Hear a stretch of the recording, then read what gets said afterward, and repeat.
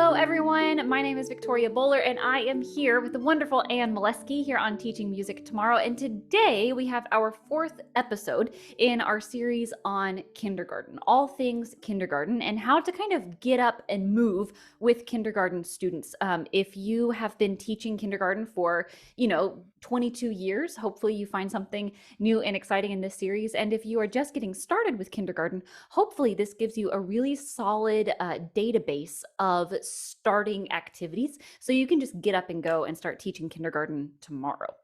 One of the really important things we do in kindergarten is this idea of pulse and this idea of what we call the steady beat in music, but how music is organized in a metric structure, how it has a flow to the cadence. And that's what makes it so memorable in our ears. So Anne, anything you want to add on steady beat or any other terms for steady beat or any other ideas about flow in music or anything like that before we jump in? Yeah, absolutely. So first of all, this is, as you mentioned, the fourth in our series. So if you haven't caught up or you're just looking for some extra stuff to go along with what we're talking about today, make sure you head on over to teachingmusictomorrow.com and sign up for our free kindergarten course, which includes all 5 episodes in the series plus some extra goodies, totally free. You can sign in and get all of this stuff, including things all about steady beat today. So as we think about pulse and as we think about flow and how that pulse kind of falls within the overarching like flow of music, right? We have to remember for our kindergarten students, if we're talking about 5 and 6 year olds, their little heartbeats are going super duper fast. So I don't know if you've ever had this experience, but if you've asked students to keep a steady beat, so this isn't my song for today. Hopefully I'm not stealing your thunder here, Victoria, but if you were to do something like, listen, listen, here I come, someone special gets the drum, and the steady beat is, listen, listen, here I come, someone special gets the drum. That's really hard for kindergartners because it feels really, really slow. And if you're asking them to keep the steady beat on a drum, we're not just asking them. There's the actual like ictus, right? Is that the right? Am I using the right word? My brain, the coffee hasn't kicked in yet. Yeah, But there's the there's actual that, and then connection there's point. Yeah. the connection point, and then there's also like the actual space in between, right? So like if you think about like a Dalcrozian circle clap, right? Like you're showing the space in between the beats to your point with the flow, right? That's a lot of time and space to fill. So it feels really, really tricky as opposed to something that's a little closer to their little heartbeats, like, Mhm. listen, listen, here I come, someone special gets a drum, listen, listen, here I come, someone special gets a drum, right? So that's something that you want to keep in mind. If you feel like your students are struggling with steady beat, you have to think about tempo. So, Yeah, one thing just to yes and off of that, you talked about the contact point with mhm. the instrument or with whatever we're using. Two things that I want to kind of add on to that. Number one, in percussion, we spend a lot of time thinking about efficiency of motion. And so if you're going to play Mm, something fast, you're going to have an easier time with accuracy if you keep your hand down as opposed to trying to play it like this big like that. So when I think about how long my arm is as I am playing a tubano or as I am hitting my knees or whatever it is, if I think about the length of my mhm. instrument, the arm, and then I compare it to the length of a 5-year-old's arm. That's another reason, just to yes and what you're saying about their heartbeats going faster, but it's also their instrument itself, like the range that they have to play that drum or whatever it is, it's smaller. So they're naturally going to be a little bit quicker than what we might think of as like a moderate steady beat. So that's one thing, just to yes and your point about that. And then the other thing that I'm thinking about in general, like this progression of steady beat, if Mm, I am playing a steady beat and I am tapping my knees, I have 2 points of contact. I have the contact point of my fingertips and I have the feeling of my leg. So that gives me 2 areas of information. When I ask a student to play a tubano, all of a sudden I've taken out 50% of the information they have about whether or not they are mm, keeping a steady beat. Right. So now mm, they just have to know, the hand traveling through the air. And this is where we get to like, our Delcroze circle or like mhm. conducting classes, thinking about our hand through the air. That's really ambiguous, right? Because I've Right. taken away that connection point. So that's the like a next step of difficulty. And then a step even kind of further from that would be if I were to give a child um, a rhythm stick and ask them to Mhm. click 2 sticks together. Now I've taken away all physical contact. The only thing they have is the distance of my little hand moving through the air, right? So that's the reason that, Anne, in your very first lesson with kindergarten, you do not do your very first lesson with kindergarten by passing out 22 sets of rhythm sticks and saying, everyone keep a steady beat. Oh, I can't believe it. Why are they not keeping a steady beat, right? There are things that we do before that. Just like in the movement episode, how I kind of talked about the sequence with I did. Talked about the sequence, like getting to the stretchy band, right? So we're talking about like Yes. self space to shared space to shared space with an object to shared space with a shared object. Same type of idea. You want to follow that type of sequence when you're thinking about using any type of manipulative or instrument. Like they have to master, like maybe the speech first. They have to master their own, as you said, touching their own, beat keeping spot, and then like a drum, and then the sticks. I think that's a really important thing to think about. Just one other thing before we dive in here. I know we could talk about all these things for forever. So much like we talked about, vocal exploration is kind of like the pure exploration or experience of your voice, right? And then kind of narrowing in. We talked about that in the first episode, the first video on kindergarten, narrowing into kind of the solo singing idea. For me, that means narrowing in on solo singing and contour. Like that's kind of the concept I'm aiming toward the end of kindergarten. Now, beat is one that we want to make sure, I said make sure that if your kids are having trouble with steady beat, you do things a little quicker to match their own heartbeats. However, that doesn't mean we're never going to do a slow, steady beat. And that's for two reasons. Number Great one, point. right? Number one, we still want to make sure we're doing that discrimination learning. So you're going to get lots of songs in this episode. So to do walk and a stop, right? So if you're going to do, I'm going to walk and a walk and a walk and a stop, they're going to walk. I'm going to walk and a walk and a walk and a stop. And then I'm going to jump and a jump and a jump. So they get a different opportunities to feel that longer steady beat.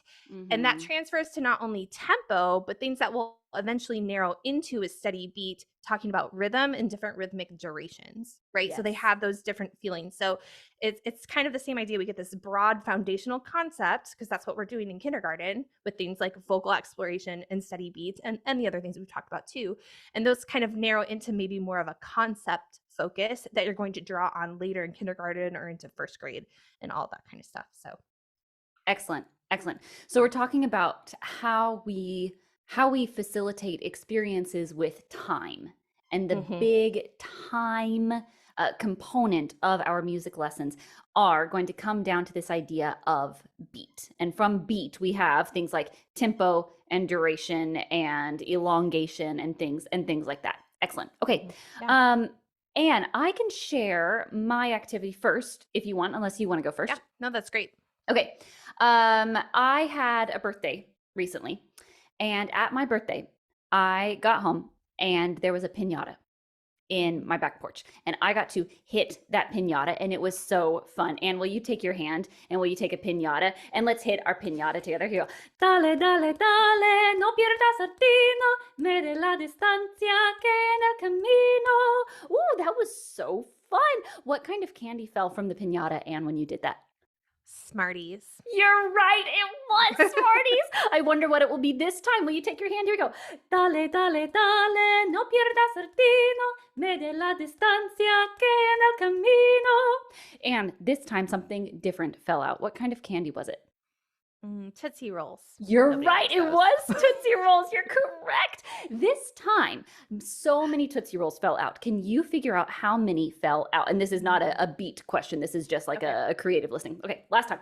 Dale, dale, dale, no pierdas el tino, mede la distancia que en el camino. How many Tootsie Rolls fell out, Anne? 10 million. You're correct. It was 10 million. Okay, so that's, step one, level one. We were hitting the piñata. So this is a song. We're going to hit the piñata. Don't lose your aim while you're hitting it. You need to measure the distance between you and the piñata really carefully. So that's the text. We're going to measure the distance, and measure the distance on the way.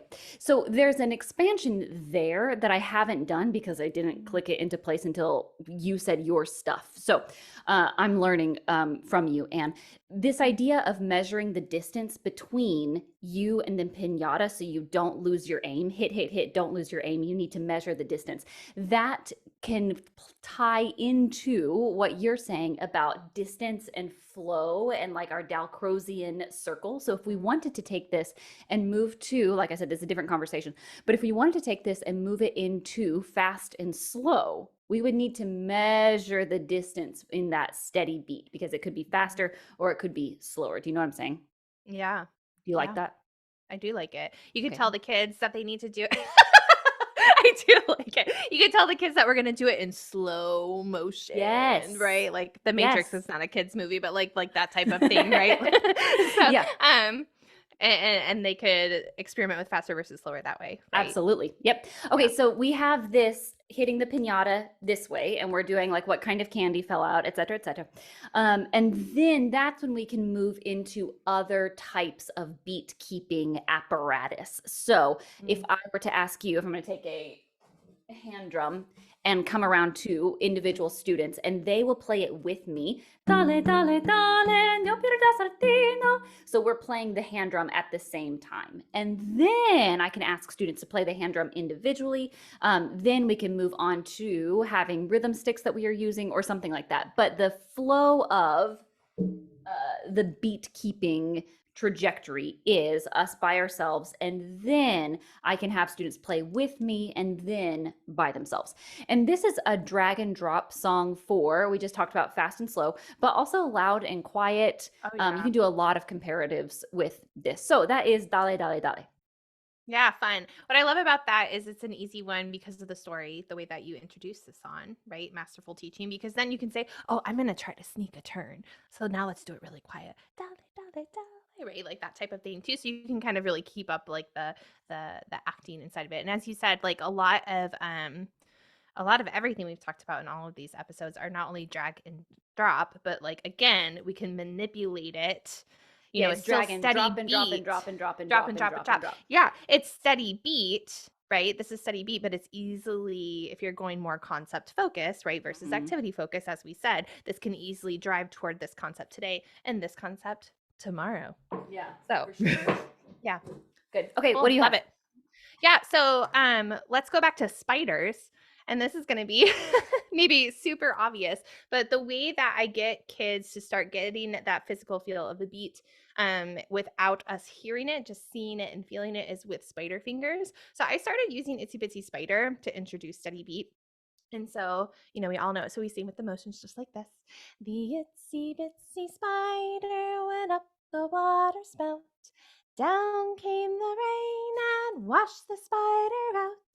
Out came the sun and dried up all the rain. And the itsy bitsy spider went up the spout again. Okay, so you can pair this with Victoria's lesson one day, and then you can pull out the Isa Trapani book and close your lesson with that. Sing all the verses, right? So, boys and girls, what if my spider wasn't in this song, but they heard this song and they just wanted to dance to it? Can you get out your spiders? You're gonna have 2 spiders today, and can you put them right on your knees and make your spiders dance just like mine? The itsy bitsy spider went up the water spout. Down came the rain and washed the spider out. Out came the sun and dried up all the rain. And the itsy bitsy spider went up the spout again. Wonderful. And then I would say, boys and girls, can you just watch this time? Let your spiders rest. And can you just watch this time and let me know if my spider's dance changes during the song or if it always stays the same? And then we would sing it again. They would say, oh, it always stays the same. Oh, wow. So our spider is doing the steady heartbeat. So just like our spider has a steady heartbeat, just like you have a steady heartbeat, music has a steady heartbeat. And when the spiders are dancing on all of our knees, that is showing the steady heartbeat. And then when we would do it again, right, and show that. So it's kind of like a present. If you're going to have like a present steady beat, that's kind of like my quick and dirty spider steady beat, right? And then to continue our drum theme for today, this could actually like transfer really beautifully to like a listen, right? So now the spider is going to dance for this, or just use the itsy bitsy spider, right? Have your spider dance with mine. The itsy bitsy spider, etc. Right? So again, super quick and dirty. Again, you could transfer back to your song. Let's do our spider fingers. It's not good hand drum technique, sorry, but okay. Just to kind of emphasize what they're doing kinesthetically with what they're hearing. And then also then they're not like beating the drum. Sorry, that was probably loud in the mic, but beating the drum as hard as they possibly can, as they're showing you the steady beat. So Well, okay, so they're not hitting the drum as hard as they can. They're not making like a big splat sound on the drum, which is Yeah. really exciting. You're also, you talk about it's not great hand drum technique. I don't know. I mean, a big thing that we see in hand drums is kids like hit their hand on it and they just leave their hand on the head of the Mhm. drum. And so if you're talking about the spider bouncing, Ah. you're actually doing a lot of work because that's also going to transfer to all of your barred instruments so we don't like Oh, clunk our fair. mallets There you down. Do you know go. what I mean? So Yeah, yeah, so yeah. I disagree. I think it's great technique. Okay. And then the other thing Well, that I I don't want to tell a percussionist what's good and what's bad. So hand drum is Right. not my Big forte. check mark of approval. I think that's a brilliant idea. I love that idea. The other thing that I want to give a big check mark of approval toward is when we say keep a steady beat, sometimes, depending on, just what musical experiences you've been around in elementary music, you might have the vision of everybody like smacking their Mm. knees, and there are times that it's appropriate to smack your knees, right? Or to like clap really, really loud, but you're not talking about that. And when we say like pat a steady beat on your knees or keep a steady beat, we are, I'm going to say like borderline with caveats. We're borderline never talking about Mm-mm. whacking our knees. And so if Mm. a kid ever says to me like, oh, that hurts for any reason, like we're playing a hand drum or playing a clapping game or whatever it is, I say like, it doesn't hurt me when I do it because I just choose not to do it very loud. I choose not to do it really Yeah. hard. And you're starting that process like very, very early. So that has two kind of pathways that I think are really important. One is the all of like the technique stuff that you're starting with barred instruments and hand drums and everything like that. But then also we've used this idea of flow before, like we've been talking in this episode a lot about flow. And this motion of a Mm-hmm. spider finger is just so much more I hesitate to use the word artistic, but it allows us to have a lot more control over what we're doing as opposed to just like smacking our knees. Do you know what I'm saying? Yeah, it gives them the kids a really clear picture. Like no one's gonna think of a spider as heavy, right? Yes. And I can't take credit for the spider fingers. I know several folks do it. The first person I saw do it was Brent Gall, and it was like one of those I'm never doing anything different again, right? So what I like about it is when kids start to go like crazy on their knees, it's really easy to say, "Oh, wait, we're using spider fingers." You can see a spider. You could feel a spider if it's crawling on you. Um, but we're not going to hear a spider. They're very sneaky and quiet. So I think it gives the quality. That's the word I was looking for. The Mm, quality that you're looking for in terms yes. of kind of like that control, like you mentioned, and then Yeah. also in terms of like the contact point as well. So yeah. Speaking of Brent, there's a chapter in the first iteration of their general music, and the chapter is like questioning the unmusical Mhm. ways we teach kids. And this is something that the author talks about, like, why are we smacking the snot out of steady beat if we're trying to raise like artistic, thoughtful musicians who can, we have a lot of flexibility in the types of Mhm. musicking pathways that we're using, so that's something that reminds me of that as well. Yeah, absolutely. And that's that reminds me too of then when like whenever I would teach body percussion and to kids or even adults, to be honest with you, unless they're like big body percussion people who do it all the time, and maybe I've done some training. But anyway, if it's new to folks, they automatically smack the snot out of their legs, right? And I'm always Yes. and so this is another good transfer point, right? We want to make it musical. Like everything that you're doing in your music room is musical, even if it's keeping steady beat with spider fingers, right? And again, it's a game to the kids. We're not talking to them about like, oh, well, we use spider fingers because then you have a really great contact point and it's going to transfer to all these instrument skills. And this is why today in music, I'm using spider fingers. No, Right. today in music, we're showing a steady beat. And all of that's just encapsulated in this childlike image of a spider, right? Yes. So, Absolutely. Absolutely. Okay.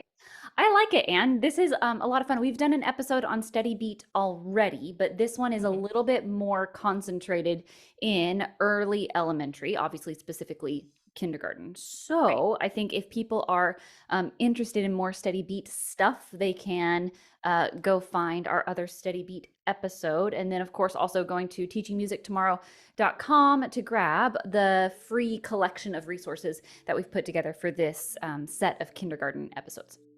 Yeah, absolutely. So head on over there. And then remember that you can also use the search feature on the website to find Steady Beat. And because I'm sure it's mentioned just outside of this Yes. and any other Study Bee episodes. So if you're looking for more things, that's always an option as well. But hope to see you inside of the free kindergarten course.